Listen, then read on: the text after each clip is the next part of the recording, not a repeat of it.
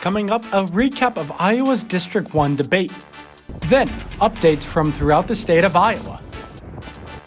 And later, an update of the Ukraine-Russia war. All of that in a profile on a candidate for the House of Representatives. Important dates this week in history, along with making sure your facts are straight. Also, where presidential candidates have been, the latest from polls, and something for you to consider. Good evening and welcome to The Update, your home for news and politics. From the local level to nationwide, we're keeping you up to date. I'm Jordan Tovar. And I'm Johnny Valtman. And Jordan, if you can believe it, 13 days away from the election. It just came out of the blue, so it's crazy to think that 2 weeks from now, we might know who the next U.S. president's going to be. I know, Johnny. I mean, it's crazy to me. I mean, I feel like yesterday we were just doing all these primaries and caucuses and all these just different campaign events, but now doomsday is finally here. Not necessarily doomsday, but you get what I mean, Johnny. I get what you mean, Jordan. It is going to be a wild election, and as they say with every election, the biggest election of our lifetimes. And that doesn't only include the U.S. presidents, it includes here in Iowa, 4 districts up for representatives. And Jordan, here in Iowa City, there was a debate earlier this week. Well, yeah, Johnny, there was a debate between District 1 candidates Marionette Miller-Meeks and Christina Bohannon. Now, we had a couple of our reporters, including the Update's very own Kayla Smith and Jayce Bertrand at these watch parties covering them. I'm here outside the Sanctuary Pub where supporters of Christina Bohannon have gathered to watch her face off in a debate against Marionette Miller-Meeks. While Bohannon faced off against incumbent Marionette Miller-Meeks in their first and only debate ahead of the election, supporters and staffers alike met to show their support for the Democratic candidate. Seeing who else is supporting her, kind of making my voice visible by being here, not just voting. Throughout the debate, attendees could be heard responding to the candidates' responses, both with cheers and boos. Overall, many were pleased with Bohannon's performances during the debate. I really was impressed by how adept Christina Bohannon was in fielding all the questions that were presented to her. The way she closed, really hitting on these are the key issues that we need to consider. Just keep doing that. The topic of abortion was discussed heavily during the debate, something many Bohannon supporters feel is a key issue going into the election. So knowing that we can have the conversation about federal codification of abortion access rights is vitally important. While supporters watched the debate, attendees were encouraged to sign up for canvassing and volunteering in order to get as many people as possible to the polls. To me, it's still a who works the hardest, who has the best ground game, who's talking to the most people and getting in touch with and talking directly to the most voters. Here are people who are excited about Christina, people who are not excited about Representative Miller-Meeks, and I'm really hopeful that that's going to result in a big win for Christina on the 5th. And with the election now less than 2 weeks away, many of the people gathered here today are firm in their support for Christina Bohannon. Now I'm going to send it to DITV's Kayla Smith, who was elsewhere in Iowa City, to see how others gathered for the debate.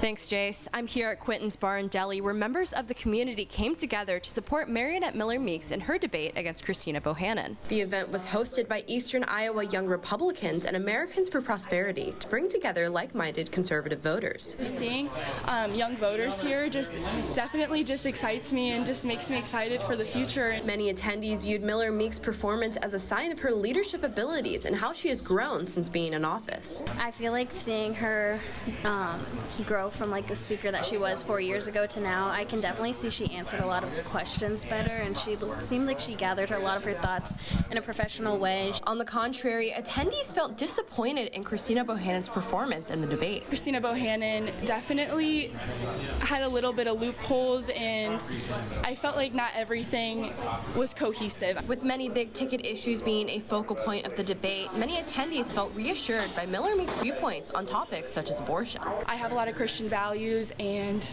I aim to uphold that in the state, and it was just super interesting to see a woman have that same backing and that same morals. With this congressional seat coming down to just 6 votes in 2020, both sides of the political aisle are hoping that this debate will be the final push that either side needs to win this toss-up race come November 5th. From Quentin's Bar and Deli, this is Kayla Smith, DITV. And you know, Johnny, there's 4 districts around the state, but you know, there's always a lot of news going on statewide between all those 4 districts. Yes, Jordan, and it seems like almost on a monthly basis that, especially in Des Moines, you know, the Iowa capital, someone's leaving, so they have to fill vacancies and just a whole lot going on. And we're going to send it to Kayla Smith, who's also here in studio, to give us a state update. Thanks, guys. Iowa's judicial branch is working to fix a major coding error. According to the state's distribution system, court clerks enter fees into a program that then channels the money to the appropriate source. However, more than $26.5 million in court fees over the last 5 years were redirected to the wrong source. The judicial branch released documentation on Friday and is working to resolve the issue. More lawsuits are being filed against Iowa Senate File 496. 2 Iowa educators, as well as an LGBTQ+ advocacy group, filed for a request for a federal judge to enact a preliminary injunction against the law. The new request is attempting to block parts of the Senate file that removes books that include both discussion and depictions of sex acts in schools and libraries. The filing also seeks to block the part of the bill that requires school districts to inform parents if their child seeks gender-affirming care, as well as if the child chooses a preferred name. A vacancy in the Iowa government has been filled. Governor Kim Reynolds announced that Adam Miller had been appointed as district judge in District 3A, which covers the Cherokee, Buena Vista, Lay, Dickinson, Emmett, Kossuth, Leon, O'Brien, Osceola, and Palo Alto counties. Now I'll go ahead and toss it back over to Jordan and Johnny. Thanks, Kayla. And again, busy, busy, busy. A lot of stuff ramping up as we're getting closer to the election, Jordan. Yeah, Johnny, you know, like you said, we say it every week. Things are just getting busier. It's intensifying. It's getting hot. The weather's getting colder. But everything around the national level is still heating up. So we'll send it out to the newsroom with Jayce Bertrand. Thanks, guys. And as we're nearing nearly 3 years since the start of the Russian invasion of Ukraine, things only seem to be heating up in that conflict. On Wednesday, the Department of Defense confirmed that North Korean troops are currently in Russia, though their current actions are not yet known. What exactly they're doing, left to be seen. These are things that we need to sort out, and we'll have more for you on that. Some suspect North Korea is making good on previous pledges to support the Russian military in Ukraine. Pyongyang had reportedly pledged to send 10,000 soldiers to Ukraine by December. If true, the current makeup of the conflict is almost guaranteed to shift. For one, South Korea is indicating its intention to begin sending defensive and offensive equipment to Ukraine rather than just non-lethal aid. Second, this sets a precedent that another nation sending soldiers to the front lines does not flat out bring them into war, meaning that NATO members such as Poland, Germany, France, and even the US could have justification to send their own soldiers to Ukraine. The U.S. has not yet decided on a response to the development, and Ukraine President Volodymyr Zelensky is urging U.S. officials to act more decisively. And this is a developing story, so we're going to have more updates in the weeks to come. But for now, I'm going to send it back to Johnny and Jordan in the studio. And you know, Johnny, like we always say, things are getting busier, the heat's intensifying, you know, stuff like that. We like to get funky with it here at the update. But you know, Johnny, I think we're kind of running out of Iowa districts here to talk about. Yes, Jordan, we've covered the first 3 districts already, and now we are hitting number 4 as we have reached the final Iowa congressional district, District 4, where Republican Randy Feenstra currently represents the region. Feenstra was born in Hull, Iowa. He attended Dordt University, where he earned a bachelor's degree in business communications. He would then also go on to earn his MPA from Iowa State. Out of college, Feenstra became a sales manager for the Foreign Candy Company. He then dove into the local political scene, serving as Hull City Administrator for 7 years before becoming the Sioux County Treasurer. 2 years later, he was elected to the Iowa Senate. Feenstra served in the Iowa Senate from 2009 to 2021 because in 2020, he took on Republican incumbent Steve King for District 4's Republican nomination. King's 18 years in the U.S. House of Representatives came to an end as Feenstra won the Republican primary. He would then go on to pass Democrat J.D. Schulten to secure the district's representative spot. Feenstra would win re-election in 2022, beating out Democrat Ryan Melton by a scalding 37% margin. And again, we've got another rematch in Iowa as Feenstra and Ryan Melton will once again be going toe-to-toe again in just under 2 weeks. We'll take a look at Melton next week on Candidate Profile. And Jordan, with that being said, I mean, I've seen all 4 of the Iowa Republicans who are currently in the House of Representatives at different campaign events, not only just this fall semester, but it seems like every year I've been here, been able to go and cover them. And, you know, it's always good to go and see these candidates, hear what they're saying and how they react with the people. Yeah, you know, when they're running for office, these candidates are always shaking and rattling and rolling. They're always moving all around the country. And sometimes, Johnny, I have no idea where they're at. But I know a guy who does know where they're at, and that's Ryan Lynch with Campaign Tracker. Thanks, guys. And Donald Trump was seen working at a McDonald's in Feasterville, Trevose, Pennsylvania on Saturday. Trump worked the fryer and served people through the drive-thru. Vice President Kamala Harris's running mate, Minnesota Governor Tim Walz, mocked Trump for working at the fast food chain. Being at McDonald's, he looks much more like Ronald McDonald than the clown that he actually is. Meanwhile, Vice President Harris was in Michigan and Wisconsin to hold events in areas that supported Trump's opponents in the Republican primary. Trump's running mate J.D. Vance is holding events in Arizona and referenced election integrity. I think that we're in a better place than we were in 2020. And I think that what we're going to keep on working on over the next couple of weeks, I mean, you saw this even in 2022, where some of the voting machines in Maricopa went down on Election Day. Now, whether you think that was just incompetence or something else, it's not okay. We want every legal ballot to be cast and to be counted in the United States of America. Trump is campaigning in the southeast swing states. He held events in North Carolina earlier this week and was in Georgia on Wednesday. There's less than a week until the election, and the nominees are picking up steam in hopes of winning on Election Day. Back to you, Jordan and Johnny. Thanks, Ryan. And Jordan, we live in a very analytical world, a lot of numbers, a lot of statistics, a lot of things to look based off of. I mean, that's where we get a lot of our predictions, a lot of predictions out there, Jordan. Well, John, you know, like they say, numbers never lie. In keeping with our theme of battleground states, we're going to take a look at another couple of them. Like the Canned Heat song says, we're going up the country to the Great Lakes state of Michigan for our first poll of the day. In one of the tightest races that I've looked at so far, Democrat Kamala Harris and Republican Donald Trump sit in a dead heat with each other currently. Both are locked in with each other at 47% apiece. Taking it over to the Grand Canyon State now in Arizona, we've got a bit of a different theme in their race. While this race is still close in Arizona, Donald Trump holds a near multi-point lead according to 538. He sits at 48.6% of the vote, with Kamala Harris sitting at 46.7%, falling behind.